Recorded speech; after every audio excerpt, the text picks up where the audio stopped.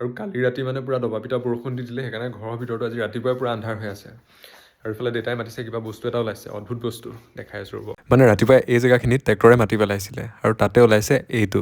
চিনি পাইছেনে বাৰু আপোনালোকে? আচলতে এই বস্তুটো মই বহুত দিন দেখা নাছিলোঁ। আমাৰ ফালে এইটোক চেচু বুলি কয়, আপোনালোকে কি বুলি কয় বাৰু? আৰু ইফালে গা পা ধুই আহিলোঁ, ভাত খাওঁগৈ, তাৰপিছত কম্পিউটাৰ ক্লাছ যাম। আৰু গাইজ, আজি ভাতৰ লগত আইটেমকেইটা দেখি মনটো ভাল লাগি গৈছে, দেখাইছোঁ ৰ'ব। প্ৰথম ভাল লগাটো হৈছে সেইটো, একদম খাৰ দিয়া মাটি দালি, মই খুব বেছি ভাল পাওঁ। আৰু ইফালে আলু ভাজি, সৰু মাছৰ ভাজি, এইকেইটা বাৰু স্কিপ কৰক, কিন্তু এইটো মেইন হয়। এতিয়া আমি খাম, আপোনালোকে চাব। সেইটো হৈছে আৰু এইফালে বতৰ দেখিছেনে, বহুত বেছি বেয়া। কাপোৰখিনি মেলি থৈ যাওঁ বুলি ভাবিছিলোঁ, কিন্তু ধুয়ে হোৱা নাই। আৰু ইফালে 12টাই বাজিব হ'ল, মাহঁত স্কুলৰ পৰা অহাৰ আগত পটককৈ কম্পিউটাৰ ক্লাছৰ পৰা আহি লওঁ।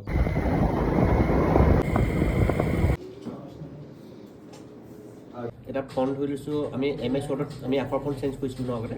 আৰু ঘৰ আহি এইফালে 3টামান বজাত খাব ল'লোঁ আজি জলপান। আৰু এতিয়া যাব লৈছোঁ বিহপুৰীয়া, মাৰ কিবা বজাৰ আছে কৰিবৰ কাৰণে। আৰু মোৰ ওলাই মেলি হৈ গ'ল, বহি আছোঁহি, আৰু মা এতিয়া অহাই নাই। মোৰ ভোকটো বহুত গাইছ, মায়ে এইফালে বজাৰ কৰি আছে, কিবা এটা খাওঁ খাওঁ লাগি আছে, কিবা এটা খাব যাওঁ নেকি। মায়েতো ক'বই, ঘৰতো জলপান খুৱাই আনিছিলোঁ, আকৌ ভোক লাগিলে নে? কিন্তু উপায় নাই ৰাইজ, খোৱাৰ কথা ভাবিলোঁ যেতিয়া খাবতো লাগিবই। গতিকে নেক্সট ব্লগত লগ পাম, আজিলৈ বাই।